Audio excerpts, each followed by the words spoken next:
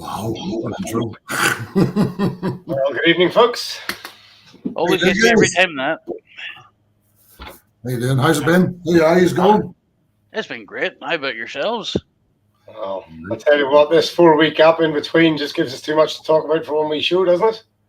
Does a wee bit, but sure. Oh, come on, we can pack more, and it'll be worse than a pack of tenna here this week, lads. Oh, boom, boom! He's on the ball already. It's hard to pack it in when it's so fluid, though.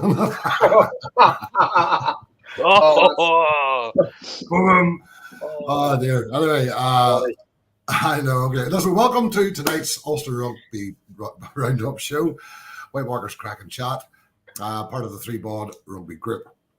Tonight's show is brought to you in conjunction with Knackle Biltong, who are providers of artisan foods, Auto Door Solutions, Automatic Door Solutions, and Indie Food, who sell Indigenous independent Irish foods. Their cheese is amazing, by the way.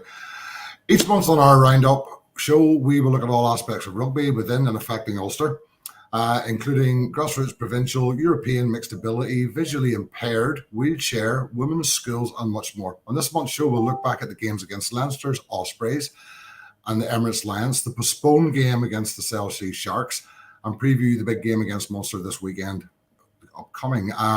We'll chat with... I won't be chatting to him. He couldn't make it because he's doing disco duty. I'm Nigel Quigley, and co-hosting with me tonight are David Topping, who's normally in the TMO truck, but we've let him out tonight, and of course, my friend Chris Brownfield. Guys, welcome to the show. Thank you, Nigel. Good to see you again, buddy. Well, happy birthday to you, big man. Oh, thank you. Yeah. Here, I don't know what's happening here. This is the second time in a row you've let me out of the truck. What's going on here, lads? Get back in. I think it may have something to do with the message you left in the truck the last time. Is that something yet? No deposits here, Glaps. No deposits. Come on, that's more like some of those refereeing decisions we did last time. It's been like some of the stuff that goes into my bag, for goodness sake. Come on, lads. That's just sloppy. Come on. That's sloppy. Was the ref from Durban by any chance? Must have been that dodgy water. Don't talk about dodgy water here, I tell you. Mind you, Sharks pooping it.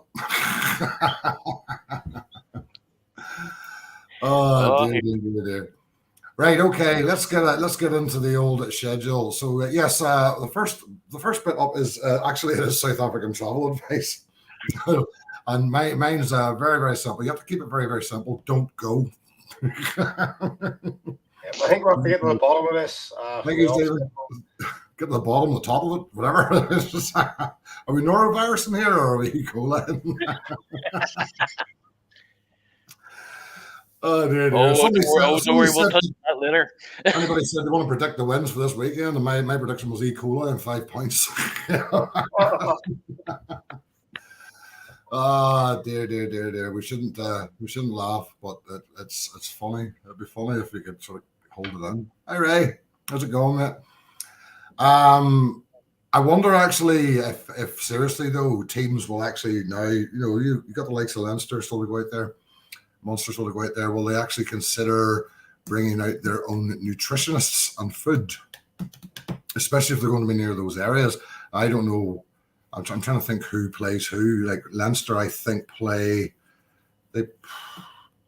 Bulls at home or away this season. I can't recall which teams they play. I'm trying to think of who played who last season at home, and I can't recall. Maybe there's Joe Lyons. Joe, tell us what teams Leinster play in South Africa this season,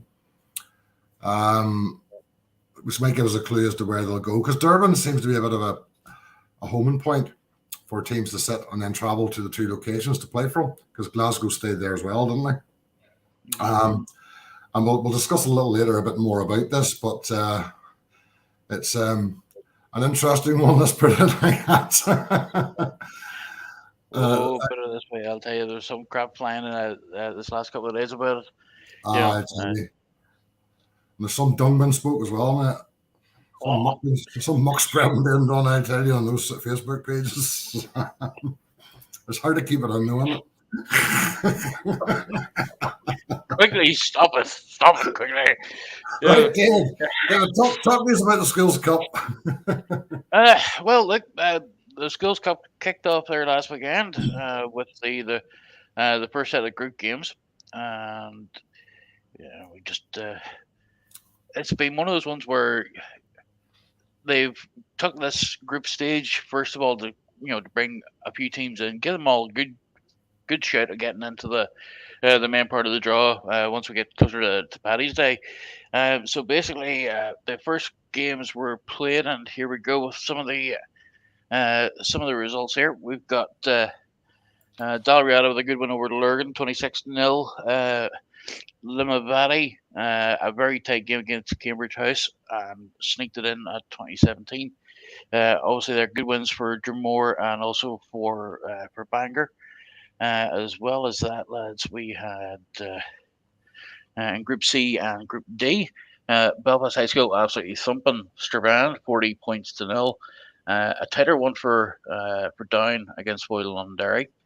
Portadown College beating Friends 12-7, and to me a bit of a shock. Rainey and Doyle losing 28-8 to RSD, and then in Group E, Grosvenor were sadly beaten 26-0 by Regent House, and this one tighter than a certain minister's email account.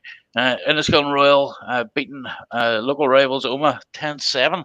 And no, that's not a misprint, Burnfield. That was the actual result. Very good. I just did see you slipped in very quietly. The Bangor was victorious. You ran over it very quickly there. Oh, no. It was a TM. I would expect nothing less, to be fair. Well, now, all in all, now there's one or two wee surprises in there, but it's great to see the skills competition off to a good start. They forgot to say the show's also sponsored by Kleenex SA tonight. No, did we? Their intimate involvement with the Ulster side could not be ignored. Soda cream. By the way, we've had some answers on the games that Leinster are playing. Thanks to our boss Joe Shep. It's the ABCs and a Razzie Invitational side. And then actually Gregor then comes up and actually gives us the correct answer. It's Bulls and Lions. Bulls and Lions, right? So yeah. So they might be avoiding Durban. And a wee shout out here for Mark Hunter. Hey Mark, how are you? Good to see you on about. Expect nothing less from Mark. Oh, thank you, get. I thought it was another day over 83, but there you go. And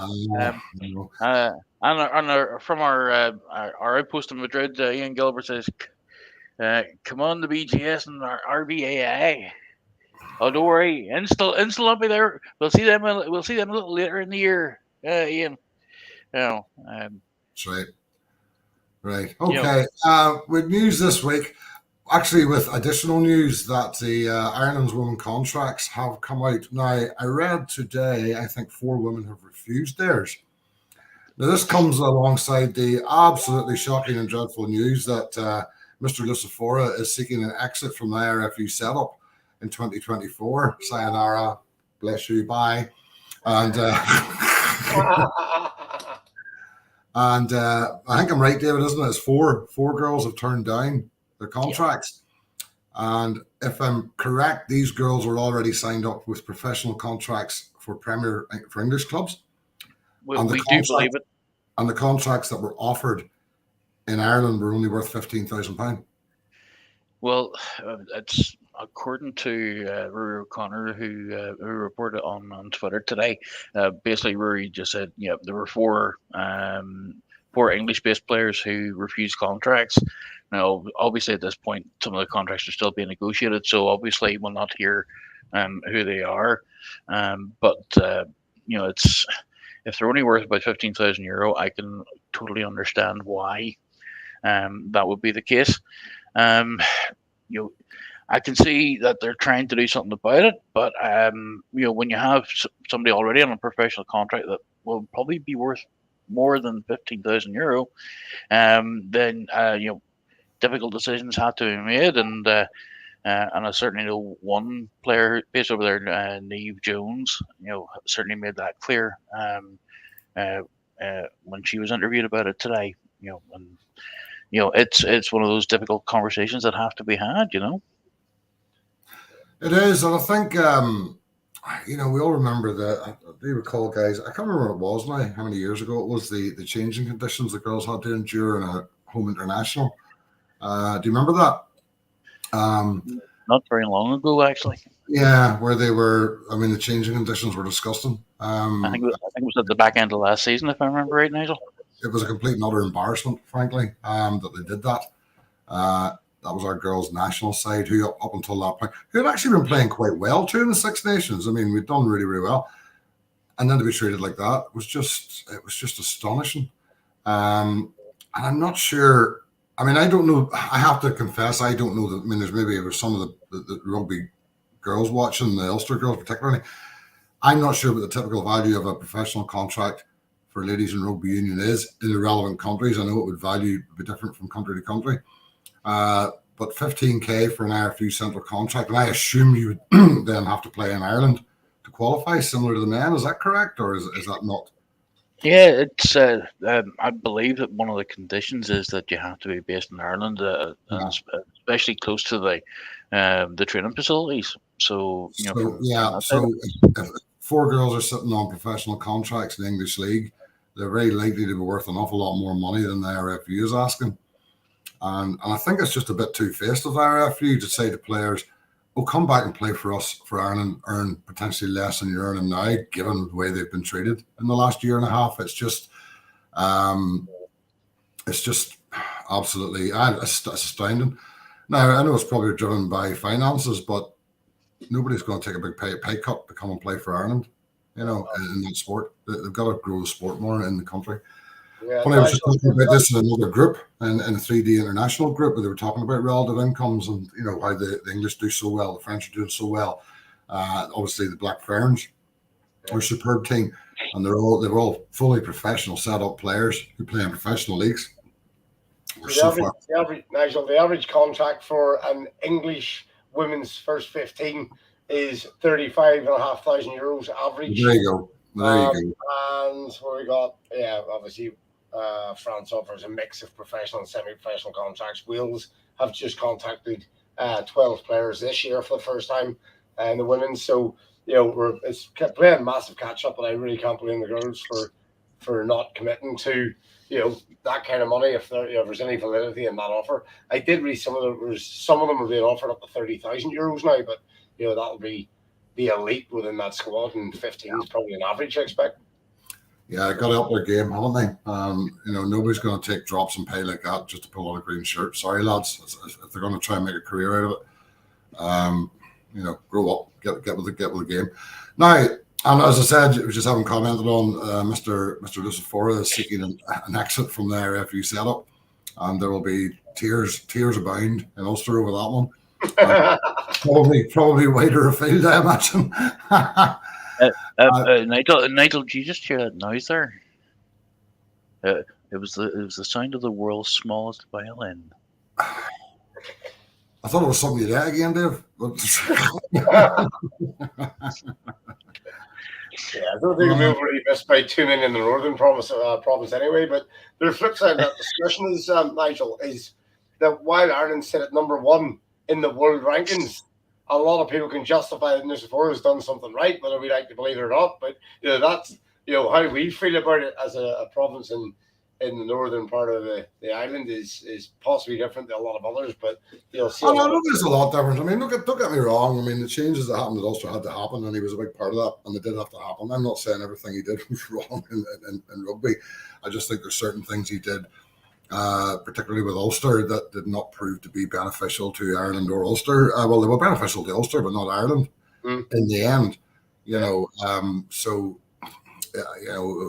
can talk about that all day. We've been talking about it for years, so we'll probably not drag that out. Right, we're going to move on to back to the South African issue, and it's Martin ANAYI's remarks regarding the postponed game. So for those of you that maybe haven't seen it, what he basically said was it was a possibility that the Irish and the Ulster and Glasgow players brought the bug with them to South Africa, and that is something they're going to factor into their investigation. And that if that is possibly the case, and they cannot find an alternative date to reschedule the games favorably for both teams, they will award the points to the team that could take the field. In other words, the South African teams, at the minute, it looks to me they're moving towards giving them the points. Otherwise, why even make the comment when the investigation hasn't been concluded? It seemed to me an extremely direction indicating or extremely badly timed comment by Mr. ANAYI. And I don't know why he made it. Frankly, I am astonished as to why he even made that comment. And now Ulster fans will be sitting back going, okay, here we go. This is what's going to happen. So it's a strange one. I don't know why he said it. And I'm not, Chris, you're more of a medical person than I am. We had players in South Africa 3 weeks before that outbreak happened. Just over 3 weeks. Absolutely. I mean, going back to there's no way they could have brought E. coli or norovirus with them. It's just not possible. It's extremely unlikely, to be honest. So if we look at incubation periods for E. coli, it's pretty much 3 to 8 days. Most of it is sort of 4 to 5 days is the median kind of levels. Norovirus 12 to 48 days for 12 to 48 hours for norovirus to present. I find it incredibly difficult that any medical professional will sit alongside Martin ANAYI and actually back him to the hilt in that statement. Just by the way, folks, Chris Brownfield is a medical professional. Before we think, well, what's he talking about? He actually knows what he's talking about. So incubation periods, I just really, really struggle. I can't see any other allied healthcare professional globally sitting alongside Martin and advocating for that statement whatsoever. So I'm not sure where he's got his data from on a local or national or international basis. But if we think about the guys who were local to South Africa during the Emerging Ireland tour, it's conceivable those guys contracted that at some stage of the tour and introduced it to the Ulster squad.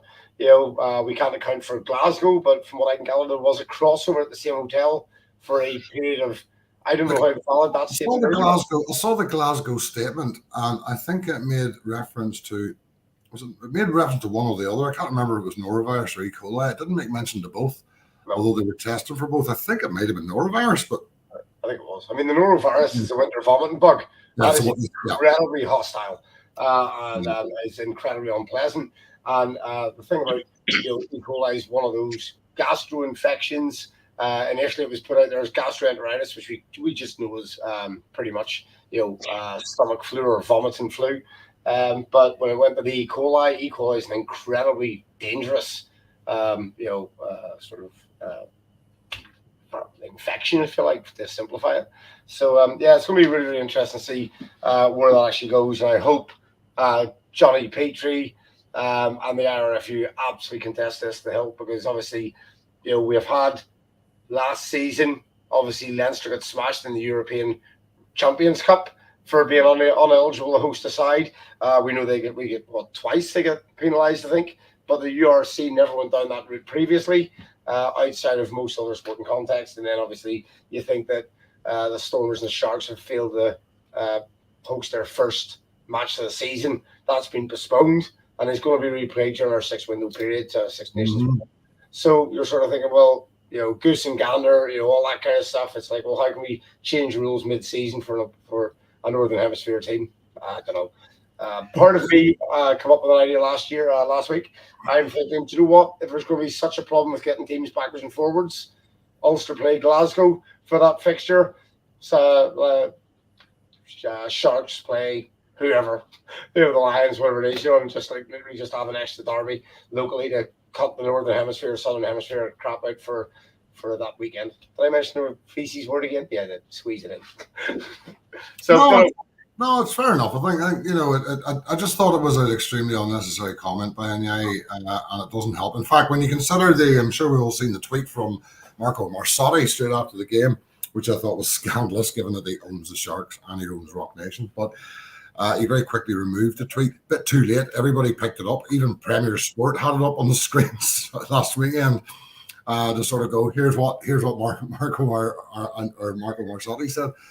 Marsotti said that was a quite scandalous comment for him to make, and I think if anybody in the league had made that, they'd be up on a charge in front of the board to say you brought our league into disrepute by saying that. It was a complete slander on the league, and he shouldn't have said it. And he's got a habit of opening his mouth and putting his foot on it. Frankly, he's a lawyer, you know.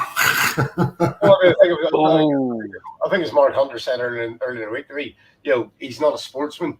First and foremost, he's from outside the sporting framework, really. So he pretty much thinks he's got a free rein. And as you just mentioned, the Premier Sports, is everyone aware that Premier Sports is being rebranded to Viaplay or Viaplay? Very, very soon they've been taken over. So it's from next week, isn't it? The 1st of November. Yeah, I think it's name changed very, very soon. Yeah. Okay, so that's been an interesting weekend, and we'll touch on it again through reviews on this. But some interesting and worrying developments, I think, on the South African trip for both Glasgow and Ulster. Very, very interested to see how it comes out and how much detail we hear, but I think there's a lot of interest in it now, and they're not going to be able to brush anything under the carpet. It's going to happen. Excuse me. Mop anything under the carpet. Anyway, right, we'll go into we'll do a little bit of review of the games. We have 3 games to review. So we should have had 4, of course, but that's crap. The first game obviously was seems like an age ago now, the Ulster-Leinster game. I was actually on the Leinster Lagan for this. I'll just say what I said at the time.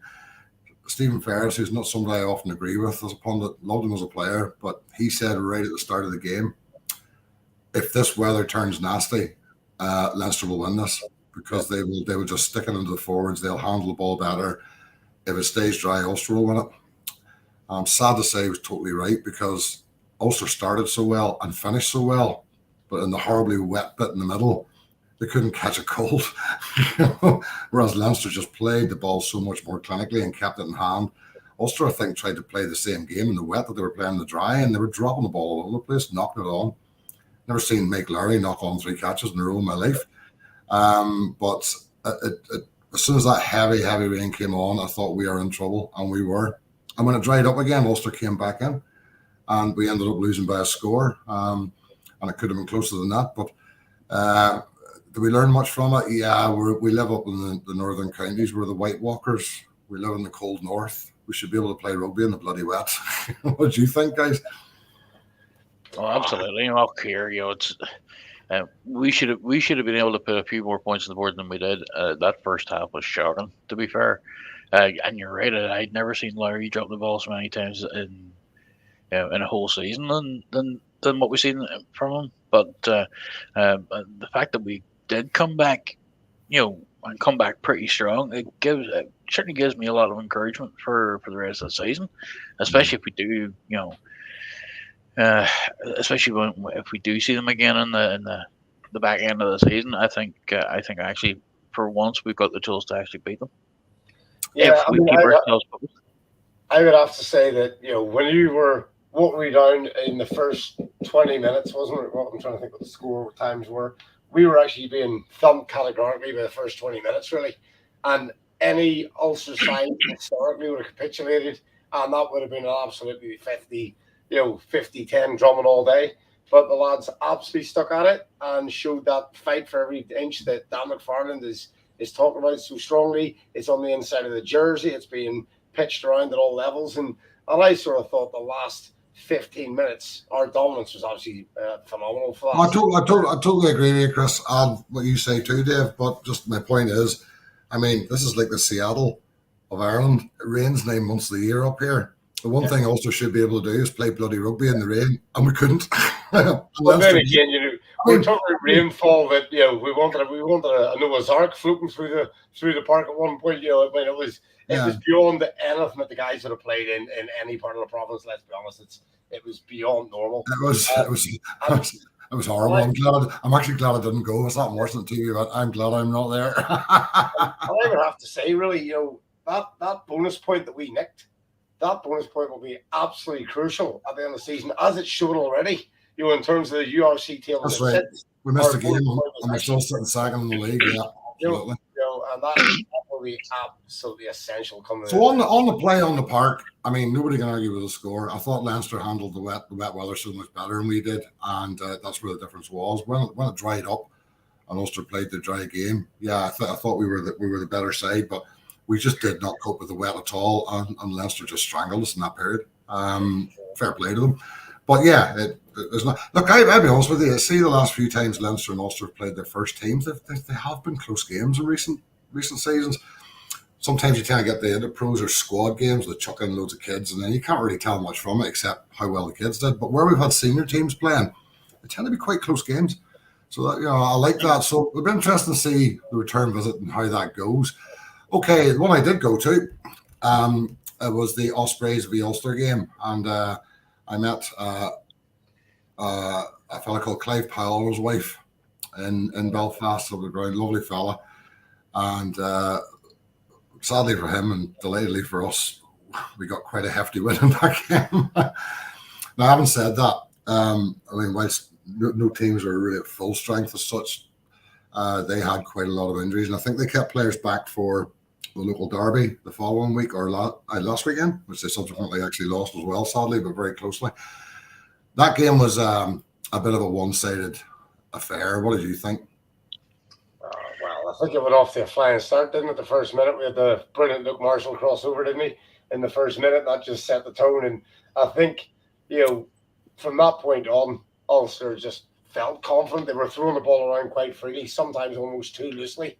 Got a wee bit champagne rugby-esque, which came back to bite us with a bit of pressure. But, again, I mean, people scoring that hasn't had that much success with the line, and it was just great to see like some Marty Moore getting back over. Just names you want to see. John Andrew was another one that I was just thinking of. Sam Carter. Sam hasn't had the success over the game line, over the try line, as you would absolutely love, and it was just names I wanted to see back on the. Brace of tries for big Sam as well. Yeah, it was, yeah. Luke Marshall got a couple, didn't he? Well, looks like a new signing for us this season. I mean, he's it's amazing to see the form he's in for how much time he's spent out of the game and out of the team. Unbelievable. We haven't really got to see a lot of the new players yet, have we? Although, we had two of them away on the tour, and who was on the bench on Saturday? Past 2 weeks ago, I can't remember. I was there. Mind you, there's a certain cider they sell at that ground which tends to make you forget parts of the game. I think on the Ospreys game? No, for our bench, yeah. Yeah, so Declan Moore got a short stint, didn't he? But 3 minutes at the end, wasn't it? Yeah, I mean, it was literally a short stint, wasn't it? Who else do we have? Nice to see Shanners getting more than 1 minute. Obviously, big Bradshaw Ryan, I thought he had a great game when he came on. Yeah. He looks interesting, doesn't he? He looks interesting, actually. We give him a hell of a good chance to come back and try and get himself back into some way into the Irish setup. It's going to be tough for him, but what I see of him so far, I can't say I can complain about him at all. He's done what he's been put in to do. He's a hell of a big fella. He's like our own Dev Toner. I think he's only half an inch or 3/4 inch shorter than Dev Toner. That's a big guy. Yeah. He goes down to the ball really quickly as well for his size. He doesn't sort of lumber around, and his over the ball stuff's pretty impressive too. It's not just in the air, So I thought Aaron Sexton played quite well, coming on from McCluskey, in the second half. Yeah, I have to say that. A few people knocking Aaron.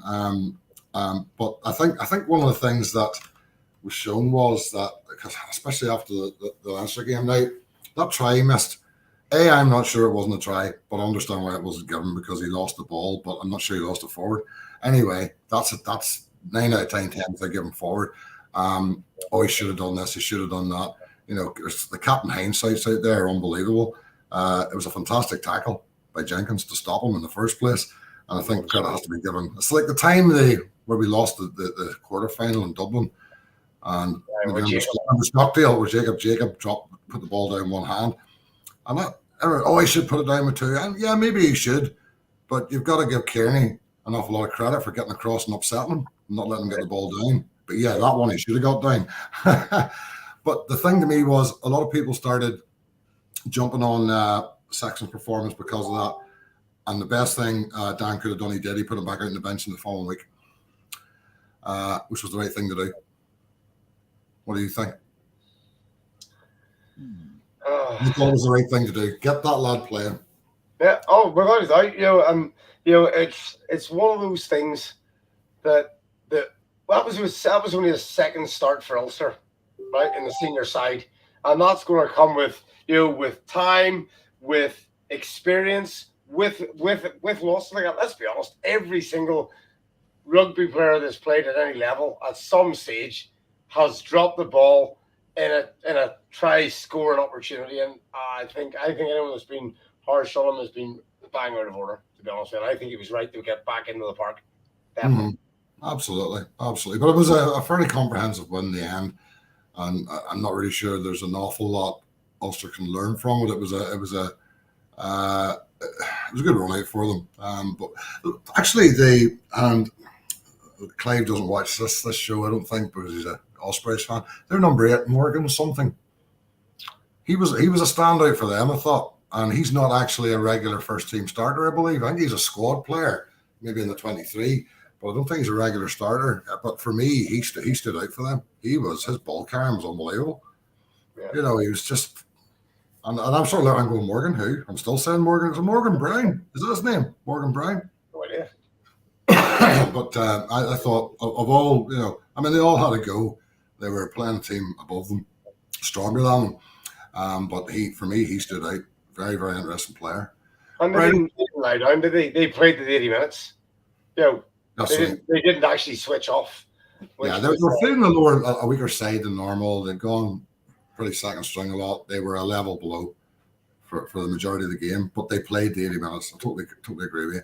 So as I say, it was a good run out for Ulster, but that's what it was really, considering the opposition. Dave. You know what? I'm sorry, guys. I was just trying to sort out a wee issue here in the back end, but here, I'm telling you. But you know what? No, Ospreys played the 80 minutes, and they did well. Yeah. Was it Morgan Morris? Morgan Morris. Aye. So he put one over 81 minutes, didn't he? He did indeed. So he. Oh, hang on. Oh no, Morgan Williams, was it? Morgan Williams is the scrum half. He put one over. But Morgan Morris at number 8 was really good. But no, Ruben Morgan Williams, the scrum half, definitely had one.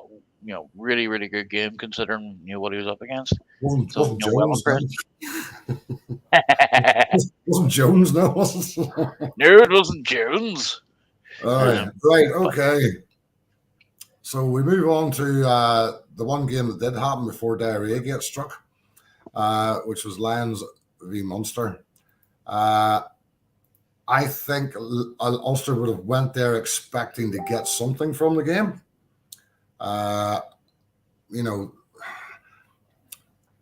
Nobody had won in South Africa prior to this, regardless of who they were playing.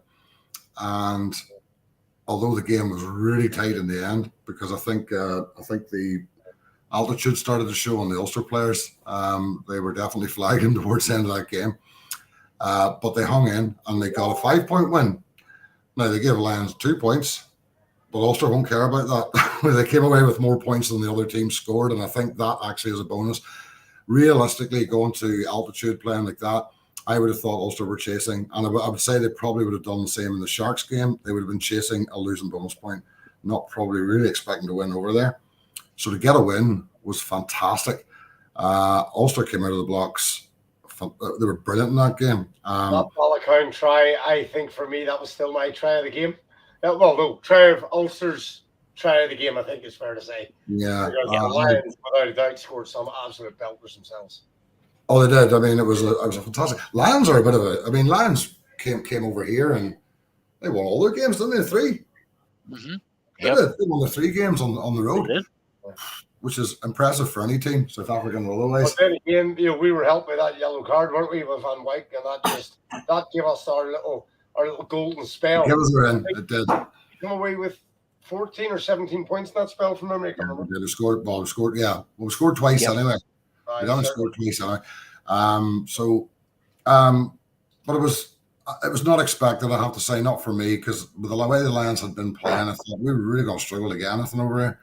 To come away with 5 points and a 3-point plus over the Lions was just superb.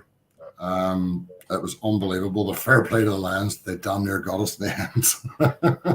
I think we were flagging, and if we'd have had another 5 minutes on the clock, I think they probably would have turned the screw.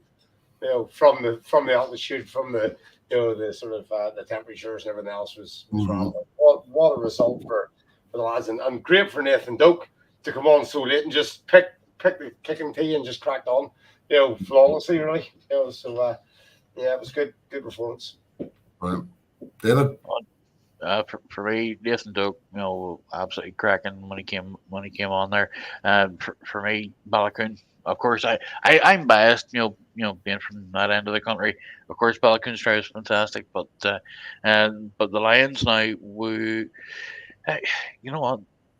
If it wasn't for the fact that the altitude told on us, I think the Lions, could have squeezed a win out of it. But it was just, I was just glad when the final whistle went. It was just nail biting. Those last couple of minutes, I was thinking. I would safely say, and it was expected. The altitude definitely took its toll. Without a doubt, you can see the guys were flagging at the end. They were just out of breath. And can I just say, South Wales Ulster Rugby Supporters Club doing amazing rugby stress ball, and so far most of them are absolutely smashed. There's one there. Look, his is like brand new. He's not a stress boy at all. Look, it's brand new. Is that a very small ball or is that a very big hand? It's a smaller far away. This is great. This isn't far away. This isn't like a Northern Hemisphere player in South Africa. If you squeeze it, nothing comes out either end.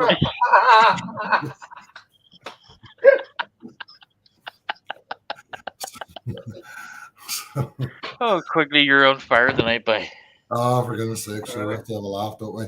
So, right, so okay, brilliant game. Then, of course, we had the cancelled game. We've discussed that. That was really, really disappointing.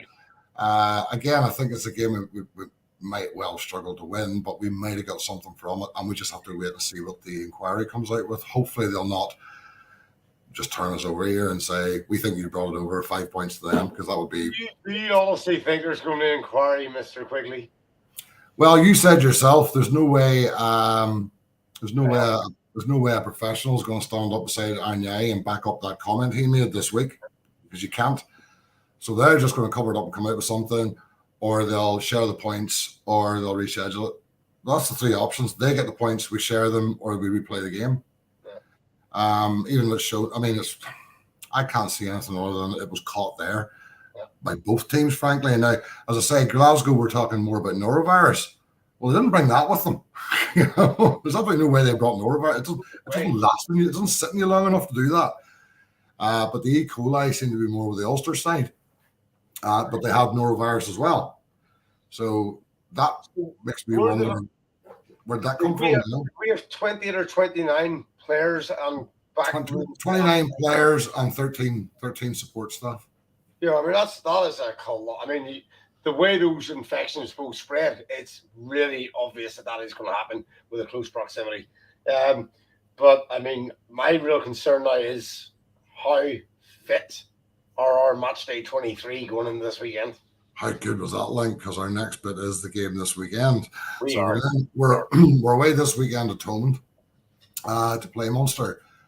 Saturday, I think it's a 5:15 or 5:30 kickoff. Yeah, 5:15. We haven't seen the team yet. That'll come out tomorrow. It'll be very, very interesting to see who we select. Now, I noticed there, Leinster picked their team for the game tomorrow night, and it's a vastly changed side because obviously with the internationals, and they've got most of the A-side internationals, but they've also got a fair chunk of the A too. Not all of them, but they've got their share in there as well. So they're missing an awful lot of players. That'll be a very interesting game, I think, because it is a vastly changed side. They're dipping into their reserves, their pool there. But the team actually, they've got some fantastic players in that team. It does so much mixed with youth. It'll be very interesting to see who Ulster have available now. We had quite a few players actually. Our depth is superb at the moment compared to what it was. So if you think the 7 new players we signed, barring injury, 5 of them should be available even regardless of the South African game. Yeah, because obviously none of them are going to be with the Ireland or are any of those lads in the Ireland Day setup? I don't think they are they? Well, like No. Flannery, etc. Murray and McDonald. I mean, as I put on our little post the other day, I think Joe Shep asked the question. We're looking forward to the Ulster, the Ireland Day v New Zealand, and I just said it'll probably be the emerging Ireland first 15. Because right now, I don't know how much those young lads are going to get a kickstart today, but I think they deserve a shot. Well, and if this thing for Ulster goes tits up with the shits up, I should say, with the. Then you start to question whether that trip was worth it, certainly from an Ulster and their players' point of view. But this weekend, who have we got available? Obviously, we don't have the internationals available. But I saw today that Marty Moore and James Hume are available. That's a plus. So and Rory Sutherland's available. So we're going to be looking at a not very weakened side this weekend compared to what we've been playing. We'll lose Big Stew, but we've got Hume and Marshall. On the wings, I would say Aaron Sexton will feature this weekend because, Little and, but we've also got. I think Moore will play fullback. I think we'll see Little on one wing. McElroy, is McElroy involved in the emerging? I don't think he is he? I don't think he is yet. Well, if he is, he'll be on the other wing. And you will have Aaron Sexton on the bench. Probably we'll be starting Cooney, Burns, or Doak and Burns with the one on the bench. One. We'll see Repple. We'll probably see Sean Repple in there. Is he back from injury? He was injured, wasn't he? But I'm not sure if he's back. Although I haven't seen him on any updates. No, he hasn't featured any updates. He got injured in the. He didn't get injured in the pre-season against Exeter, did he? He was taken off. It was the first game of the season, didn't he? Come on, I think he got injured. Right. But I haven't heard him mentioned in any updates, so perhaps he is fit. But we're only losing one back row. We've only lost Timoney, so we're going to have Big Dwayne. We're going to have the two Ray brothers. We may have Raphael with Jordy Murphy. We've plenty of players to pick from in the back row. Second row is going to be probably Carter or O'Connor. Bradshaw Ryan on the bench. The front row. We've only really lost. We've lost Marty. We've lost O'Toole, and we've lost Herring. So again, plenty of choices in there. Might be a good game for young Stuart to play. But again, we're not. It's actually going to be quite a strong side, I think, this weekend for Ulster. So yeah, I'm looking forward to that. And okay, we know that Munster gave it a go against Leinster. I hope they play like that against us too, because Leinster, I felt, left 4 or 5 tries out there just with their own bad handling. That could have been a stuffing. Oh, absolutely. Like I said, and it wasn't. And they defended well. But look how many knock-ons Leinster had 5 meters out on the line. They could have put another 4 or 5 tries on them. Yeah, but at the end of the day, those knock-ons came from our defensive pressure, so it's not their blatant, failure to carry the ball. We actually defended really, really well. When Leinster on that doorstep, Leinster scored time in, time out. So our defence, I think, stood up that really, really well. Yeah. Mark just put up there his handy back. I'm not sure when he's back. He could be, because the only one I can think of is Will Addison. I know Will Addison's due to be back by the end of November, isn't he? He's coming back in November. He's hoping to be back for. He actually mentioned the game. Zebra. He's hoping to be back for the Zebra game. So he'll be like a new signing too. So look, we're going to have a fairly strong squad. I felt that Munster was to give it a good go. See, in the last 20 minutes, they had plenty of the ball, but didn't seem to know what to do with it. You had Ben Healy's taking the ball at 10 and going, what am I doing with this? Who am I passing this to? And sometimes they were passing for the sake of it or just kicking it away to get rid of it. It's really strange, when you think the quality in their team, they didn't seem to know what to do with it. I hope they do that this weekend. I hope they'll switch on this weekend. It is justifying where they are on the table when you're just see Munster being all out of sorts like that, because they're not normally dwellers at the bottom of the pond, are they? Yeah, absolutely. Southern was not released by Ulster because it's outside the recognised international window, I believe. I believe that's why he is not playing. There you go. David has already put it up. I don't think there's some other players not playing for their nations this weekend because of the same thing. Clubs don't have to release them. Right, lads. How can we increase the amount of time actually play? 33 minutes of actual play is the average thoughts. Reduce these TMO reviews. Absolutely. Some of them are going to be way too long. Let's have a look at that again. I'll see it from that angle. If you've got a TMO in the truck and you trust him, get him to look at it and report back to you when he has the details. Not go, let's have a look at this, and then we'll have a four-way discussion about it and go, well, do you think he meant that? Oh, I don't. Happy birthday to you. Happy birthday to you. Happy birthday, dear Night King. Oh. Happy Yay! That was more wind in South Africa. We were with that. All right, it's 5 candles on it. Yep, right, got it. Thank you. Someone call the fire. Take her nowhere. Oh dear. So what do you think this weekend, guys? So I'm going to put one out there. I'm going to say Thomond Munster 18, Ulster Rugby Travelling 31. You think it'll be that big a cup? Absolutely. Our boys are pumped with confidence. I'd go for a one-score game in this one. Ulster by 7. That's what I was thinking too. Roughly Ulster by 7. I think it's going to be a tighter game than you think. I bet you a slice of cake, it's 18-31. Hey, Johnny Wappa. Yep. We weren't sure. We weren't sure of that one, Johnny, but thanks, Johnny. It's Ulster by 10. Right. Well, I'll have a quick chat about the Ireland squad. And I think David might have a little graphic there we can throw up for it. Hoping so. If not, I shall rush one through. Give me a second. All right, you just have to tell us who the whole squad is.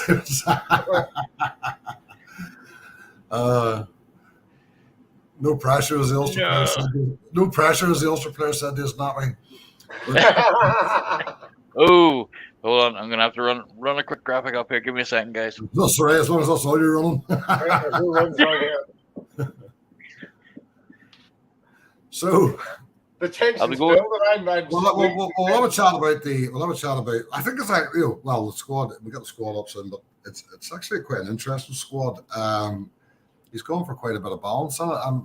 I have to say, it's a Leinster strong squad. That's what they're doing. That's what we'll be doing to the World Cup. That's just the way it is. But he's going for I have to be impressed with the mix he's going for here. I don't think anybody looked at the team and went, well, what the hell is he doing? Except the usual fans of a certain player or a certain other player going, what's Jacob Stockdale doing there? What's Robert Walker? What's he doing there? What's he doing there? That's almost stock. You get that every week. And you just sort of go, blah, blah, blah. Here comes the drummer boy again, But did you get up there, Dave? No? Coming. Give us a minute here. Get away there, lads. I heard that. Get some picture up.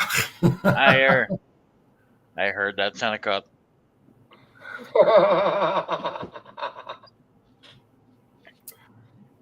Is he rinsing his tenor, lady? What's he up to? Come on. I find it quick. Oh, he's got it. There you go. There it is. I think they all got it. We have Chris Brenshaw at hooker.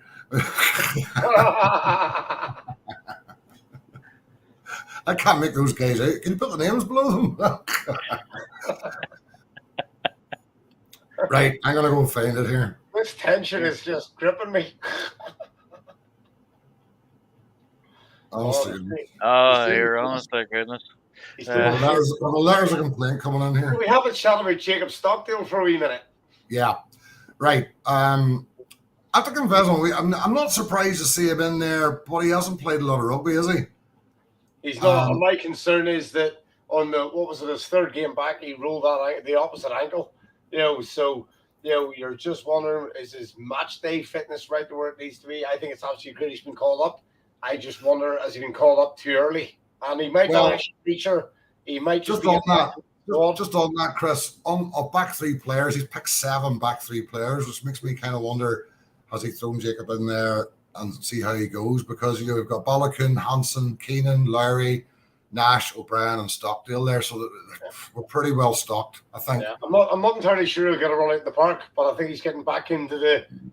I would say he might get a bench spot in a game or two. I don't think he'd be starting. I would like to see him start, because we say he's not been playing a lot of rugby, and he sort of tweaked his other ankle. Now, apparently, it wasn't a bad injury, but still, you don't want to be just chucking him in against the likes of South Africa or something like that. Let's get him up now. The training camp. Let's go to the flip side of that. The rugby he has played, he has been beyond his best. He's been brilliant. He's been brilliant since he came back. Yeah, he looked like a guy with a lot of hunger again, didn't he? So that's our back three players. Centres.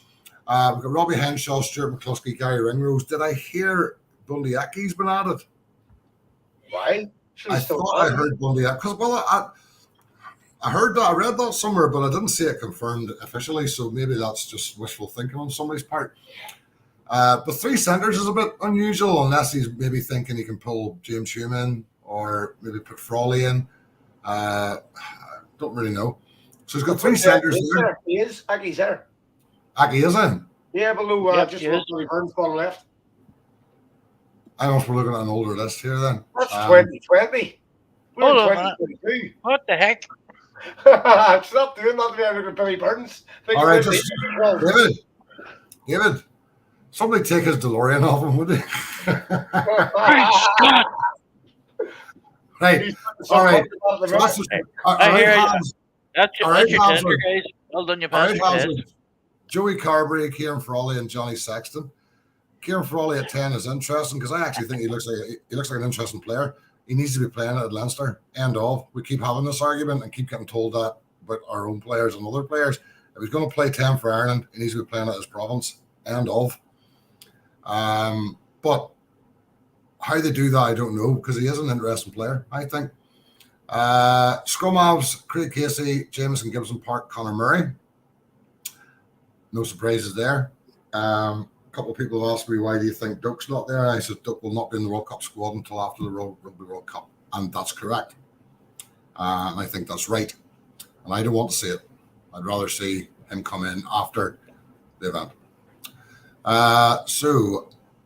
Props, Finlay Bealham, Tag Furlong, Cian Healy, Jeremy Lockman, Tom O'Toole, Andrew Porter. Are there any shocks there? Well, I don't think so. Now, I'm looking for... Did I not hear that Marty Moore's been called in? Yeah, Marty Moore's in the A, so yes, that's all right. Okay. Hookers, Dave Heffernan, Rob Herring, Dan Sheehan. No shocks there. Locks, Tag Byrne, Joe McCarthy, James Ryan, and Keir Treadwell. Again, I don't think there's any huge shocks there, because we know Hendo's not been playing, so he's likely not ready, and he needs to play for his province first, I think. Nice to see Kieran Treadwell get a call up again. His form's been rewarded for the Ameri games. And in the back row, we've got Ryan Baird, Jack Conan, Gavin Coombs, Caelan Doris, Peter Mahoney, Cian Prendergast, Nick Timoney, and Josh van der Fleer. And again, I don't think you can really argue with any of those picks. What do you think, guys? I think it's a very, very balanced squad. Going back to the word you chose at the very start, there's a few on there you sort of think, really, you might want to bring in a bit of young talent to get them blooded into an All International rather than a Six Nation, but he hasn't done it. And Calvin Nash, I'm not familiar with Calvin. I don't mean that disrespectfully to anybody that which side he plays for, but for me, that's a name that I've not really come across too much. Is he a Leinster boy? No. Nash? Who's Nash play for? Is he Munster? Honestly, I don't know. I don't mean that in a disrespect sort of way. But yeah, lovely to see. Well, maybe tell us there who he plays for. Okay, then you've got the A squad, who are going to be probably the bulk of who will play the New Zealand A team, with a mix of the others. Some of these guys could be brought into the senior side if there are injuries or omissions. We've got Tom Ahern, Dermot Barron, Caelan Blade, Jack Crowley, Shane Daly, Max Deegan, James Hume, Dave Kilcoyne, Marty Moore, Jamie Osborne, Scott Penny, and Roman Salanoa. Good players all. And actually, not just minding the names that are in there, it's the names that aren't there, and it sort of show you the depth that's starting to appear in Irish rugby. When we consider the emerging Ireland team and some of the names that haven't got through from there, there's always going to be people not happy with this side, but I have to say, it looks all right to me. Once you take the parochial stuff out of the way, it actually is a pretty good looking squad. That I think very strong, very strong squad. As I say, the only weakness I see is centre, really, because we've got 3 centres, 2 12s and a 13. So unless, as I say, he's maybe considering that he can bring James Hume up if required, which gives you 2 12s, 2 13s. But so we'll see that. But again, yeah, I'm really looking forward to these games. Actually, I think they'll be well worth the watch. Who's this? Joe Lambs.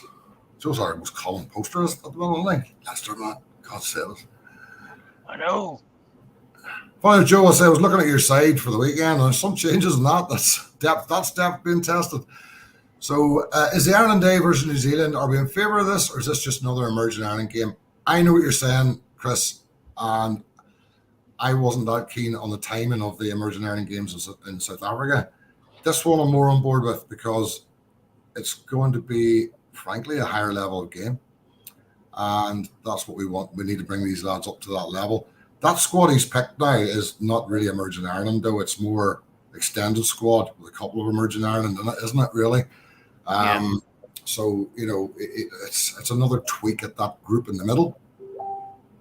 Yeah. And considering, if I remember right, I think that New Zealand 15s, you're talking test level guys like TJ Perenara is in that squad. So, to bring them up to that run, it's going to be good to get them blooded in at near test level. Yeah, it's probably that attempt to sort of build that extended squad for the Rugby World Cup, isn't it? So you get that strength and depth at the highest. We're going to say the highest level because, like you say, when you got TJ Perenara, there's probably only a handful of World Nines that would come anywhere close to him, in real terms. So yeah, I think it's better than emerging Ireland in terms of timing for sure. I think the emerging Ireland just needed to happen in the summer. Yeah, I saw that today. Gregor saying it's apparently it's going to be shown live streamed or on television. Oh, YouTube. There you go. So brilliant. We'll get to see that. The emerging Ireland thing, I agree with the concept of it, but they've got to do more with it if it's going to be any use in the World Cup. I think one training camp and a couple of games over 2 weeks. Then, right, lads, we'll see us next summer. They're going to have to look at how they can, whether it's A games or something like that, and try and bring them on a bit and keep them going, so that if they are required in the World Cup, which they could be, I mean, the season can be hard on teams. We could lose a lot of players. They may be needed for the wider squad. But he's trying, at least. He's trying to do different things to get players up to that level of training, that level of skills, that level of intensity. I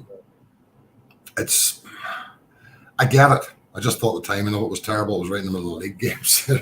And linking in that a wee bit, Nigel, for me, I've got a real concern about Ulster and arguably the Ulster A's and the Connacht, the Leinster, the Munster, because the minute all we're getting is interprovincial Ulster A games. They're not getting that exposure to coming across the water and playing the what was the Celtic Cup or the British and Irish Cup. Now there's rumours our Ulster A's are going to be going to South Africa for a tour based on what was just had last week. I'm not entirely sure I want to. But when are our young guns going to actually get to play competitive rugby outside of the 4 provinces? And that's going to have potential detriment going forward. Is there not talk of, Chris, I'm not sure it's URC or whether it's SARU and IRFU, of doing like a second tournament with Griquas, Sharks, etc., and the provincial A teams, Yeah, something about that, wasn't there? There was a chat about that, but the last I spoke to Gavin Hogg, that was still very much in the planning phase. I don't think at this stage is going to happen this side of 2022-23 Right. season. So it may be kicked off next year, but that just leaves a whole year of those young guns getting absolutely no rugby whatsoever. That's them off playing in tournaments. Yeah, exactly. So I'm not discounting the AIL stuff that they're all involved in any way, but it's that Ulster Rugby, Leinster, Munster, Connacht focus. They're losing that sort of opportunity to play at provincial level. So right. Yeah. Okay. Interesting to see. We might have to get Gavin back in actually for a wee conflab next month, maybe. Yeah, that'd be great. That'd be good to get him in. Yeah. I'll have a chat with him, see if we can sort that out. What's that? So so bar needing lots of Imodium, the guys had to come home. And Chris, you're a medical person. So the guys flew home, I believe, on Monday. Yeah, I think so. Yeah, Monday and the Tuesday. Yeah, flight. Do we know the timeline of the illness? Like when they actually fell well? Okay. No, there was absolutely nothing's been released publicly, and so where they couldn't play. So that game was announced as scrapped on the Thursday midday, wasn't it? Is when it was released as. So, by then they will have had. I'm going to say probably the Tuesday is when that really started the show. What I'm getting at is that where will those lads be this week? In terms of recovery, right? Yeah. So this weekend. Trying to work back. So many of them, the E. coli will have absolutely have knocked them for a six physically. And I mean properly knackered, like you're sort of on the level of your COVID exhaustion from the dehydration, loss of sodiums, all the salts. So it's all the replenishment. Luckily, the nutritional team will have worked massively alongside the medics. Party John today went down to the weight he was in 2012. So you are. You look at that for as an example, and then you put that into your props, your back row forwards. That is a real physical loss of weight and size, and muscle mass isn't going to be impacted, but it's going to be hydration for just sure. Energy, isn't it? It's going to be the natural sort of body chemistry is going to be impacted massively. Okay. Right, okay. So we've got a great game to look forward to. Then we're into the international window. So our next show will be more about internationals and one or two games. And we can look at how the Ulster players did in those internationals if they feature. We don't have one. There's only one this weekend, isn't it? Scotland, Australia. Isn't that this weekend? It is. And then they kick off proper next weekend. Yeah. I think that's right. So it'll be a busy weekend of international rugby for the next few weeks, which we'll look forward to. Guys, it's time to wrap it up. As always. Time to wrap it up. Don't stick a plug in it, There's no other plugs being used here, sir. You can butt out. Right, I know. Guys, so it's been a very informal chat with an awful lot of mucky stuff in it. But in seriousness, thanks to the guests for coming on. You guys, thanks for being on as always. And thanks to your sponsors for their continued support. And we'll see you all next month when we will discuss, hopefully by then we'll have the outcome of this sickness thing. And we'll have some internationals and at least one game to talk about, which will be the game this weekend. Hopefully we'll be discussing an Ulster win. And gents, it's brilliant to have you on as always. Here, always a pleasure to get out of the truck, but guaranteed I'll be mopping up after this one. Right. Sorry about that, folks, but humor for one here. Oh, here it's all right. That's also sponsored by Salts. Imodium Plus. Oh dear. Right, gents. I'll go, David, wrap it up with our lovely little video, and we'll catch you all next month, folks. Thanks very much for joining us as always, and have a great month. All right, take care, guys. See you, guys.